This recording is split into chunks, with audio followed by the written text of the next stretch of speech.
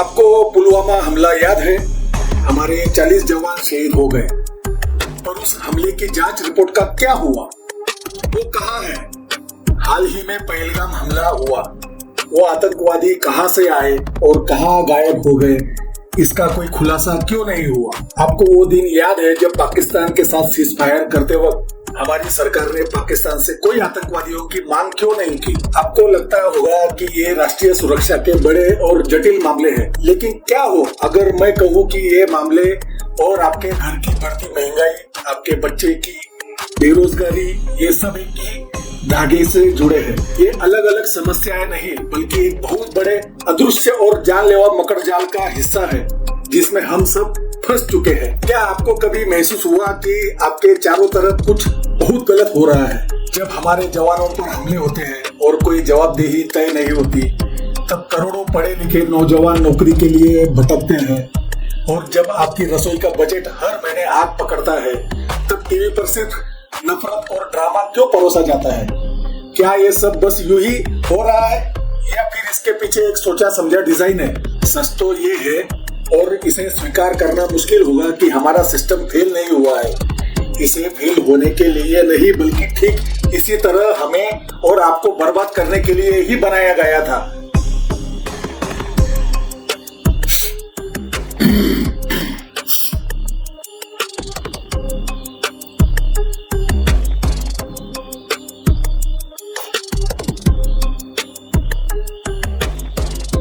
नमस्कार, मैं सचिन संघवी। आप जुड़ चुके हैं द डेली पल्स चैनल से। आज हम एक सत्य आपके सामने लाने वाले हैं जो आपकी रूह को झंझोड़ देगा, बल्कि उस पूरे सिस्टम की चीर फाड़ कर देगा जिसने हम सबको उस रचे गए खेल का गुलाम बना लिया है।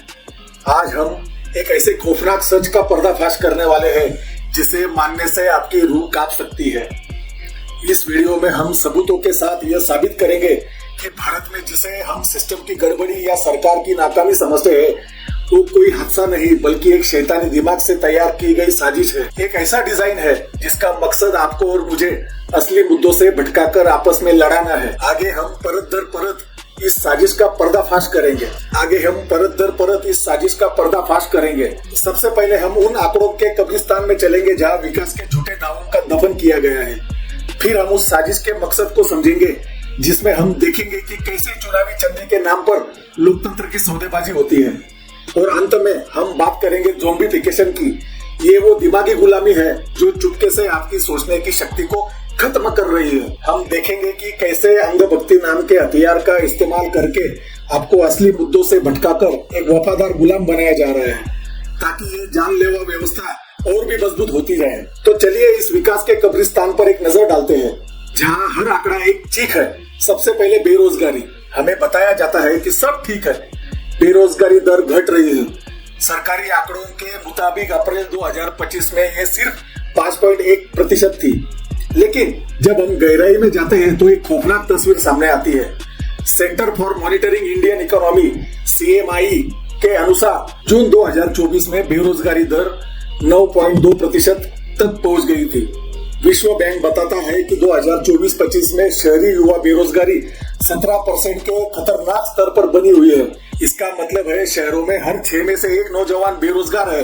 ये सिर्फ आंकड़े नहीं है, ये उन करोड़ों घरों में टूटते हुए सपने हैं जहां माँ बाप ने अपनी पूरी जिंदगी की कमाई बच्चे की पढ़ाई पर लगा दी, और आज वो बच्चा एक नौकरी के लिए दर दर की ठोकरें खा रहा है। ये स्किल डेवलपमेंट नहीं, ये हमारे हौसले का कत्लेआम है। अब बात महंगाई की करते हैं। सरकारी रिपोर्ट कहती है कि महंगाई काबू में है। वित्त वर्ष 2025 में यह 4.9% पर आ गई है, लेकिन क्या आपकी रसोई यह मानती है? वित्त वर्ष 2025 में ही उपभोक्ता खाद्य मूल्य सूचकांक 8.4% तक बढ़ गया, जिसका मुख्य कारण सब्जियों और दालों की कीमतें में वृद्धि हुई। जब आप बाजार जाते हैं तो क्या आपको आंकड़े दिखते हैं या आसमान छूती कीमतें हैं? दाल, सब्जी, दूध, गैस, सिलेंडर, हर चीज का दाम आपकी जेब पर डाका डाल रहा है।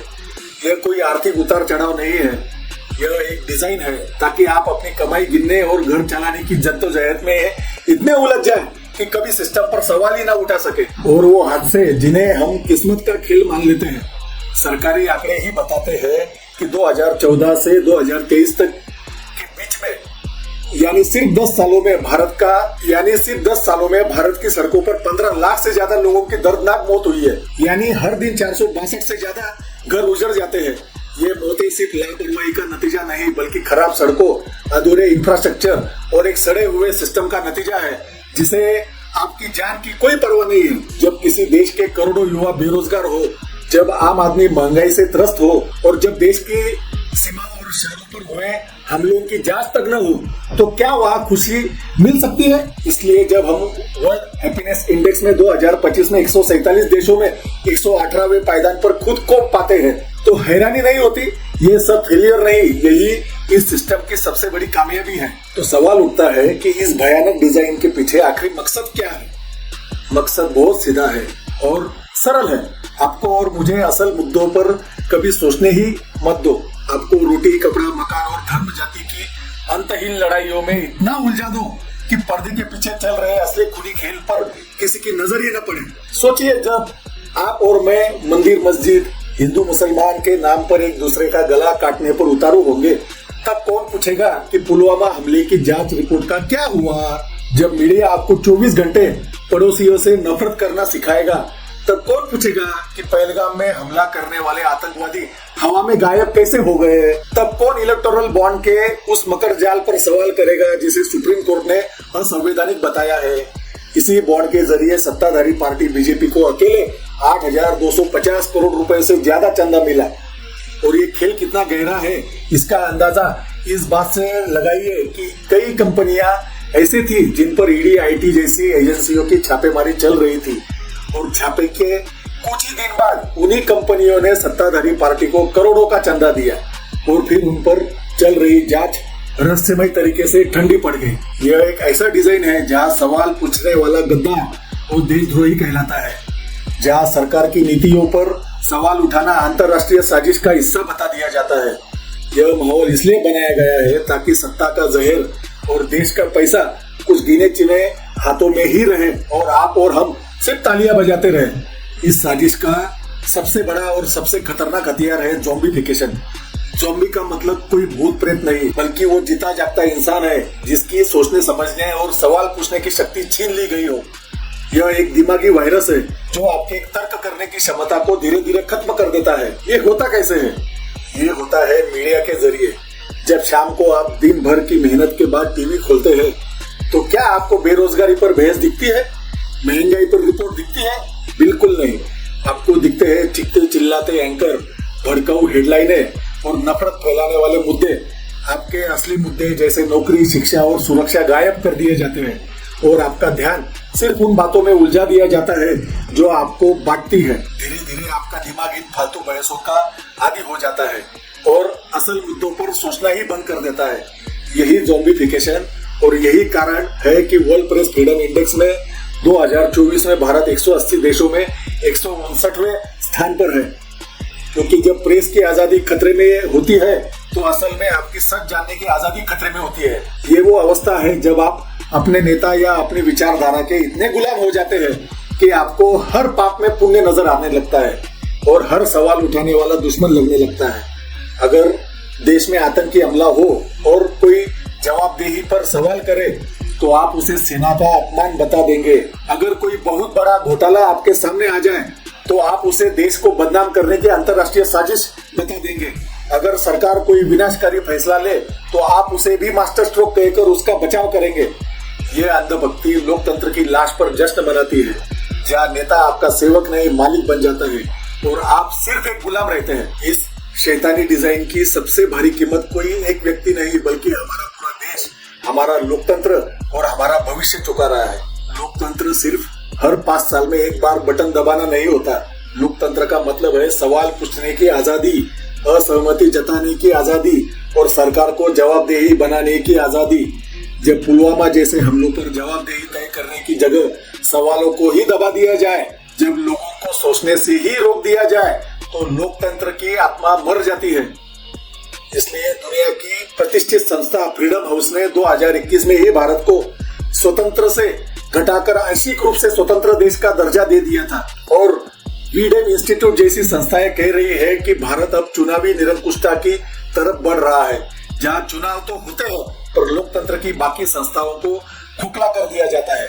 समाज में नफरत का ज्वालामुखी फट रहा है। सालों से साथ रहने वाले पड़ोसी एक दूसरे को शक की निगाह से देख रहे हैं। भाई भाई का दुश्मन बन बैठा है। आर्थिक विकास का फायदा कुछ चुनिंदा अरबपतियों की तिजोरियों में कैद हो गया है, जबकि आम आदमी गैर बराबरी की खाई में और गहरा गिरता जा रहा है। और इन सबका सबसे खतरनाक नतीजा है उम्मीद की मौत होना। जब एक पूरी पीढ़ी को लगने लगता है कि कुछ नहीं बदलेगा, कि उनकी आवाज का कोई मतलब नहीं है, तो वो खामोश हो जाते हैं। और आपकी और हमारी यही खामोशी इस साजिश की सबसे बड़ी जीत है। तो हम क्या करें? इस साजिश के आगे घुटने टेक दे और एक ज़ॉम्बी बनकर जीते रहे, हाँ या नहीं? गुलामी में भी एक अजीब सा सुकून है ना। कोई सवाल नहीं, कोई चिंता नहीं, बस टीवी पर जो जहर परोसे उसे अमृत समझकर पी जाओ। और अगर कोई बगल में बेरोजगारी या राष्ट्रीय सुरक्षा पर कड़े सवाल करे तो उसे एंटी नेशनल कहकर चुप करा दो। इतिहास गवाह है, पर इतिहास किसे याद है? आज जो हो रहा है वो सिस्टम का फेल होना नहीं, बल्कि उसका अपनी शैतानी डिजाइन के मुताबिक 100% कामयाब होना है। एक ऐसा डिजाइन जो आपके दिमाग पर ताला लगाना चाहता है, जो हर सवाल का गला घोटना चाहता है। अगर यहाँ तक वीडियो देखने के बाद भी आपका खून नहीं खोला तो मुबारक हो, ज़ॉम्बीफिकेशन का प्रोसेस पूरा हो चुका है। लेकिन अगर आपको बेचैनी हो रही है, अगर आपको लग रहा है कि ये गलत है, तो अब एक सीधा सवाल आपको चुनना होगा। क्या आपको लगता है कि सरकार की नीतियों पर, चाहे वो किसी भी पार्टी की हो, सवाल उठाना देशद्रोह है? या क्या आप मानते हैं कि सरकार से सवाल पूछना ही असली देशभक्ति है? नीचे कमेंट्स में सिर्फ एक ही शब्द लिखिए, देशद्रोह या देशभक्ति।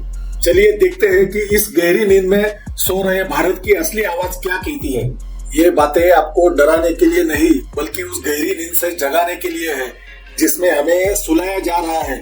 अगर आज आप नहीं जागे तो यकीन मानिए कल शायद सवाल पूछने की इजाजत भी नहीं होगी। अगर इन बातों ने आपके अंदर एक छोटी सी चिंगारी भी जलाई हो तो इसे चुप मत रहने देना। इस वीडियो को ज्यादा से ज्यादा लोगों तक शेयर करके इस चिंगारी को आग बना दीजिए। और ऐसे ही आवाजों को जिंदा रखने के लिए चैनल को सब्सक्राइब करना न भूलें। शुक्रिया और नमस्कार। मैं सचिन संघवी। जय हिंद।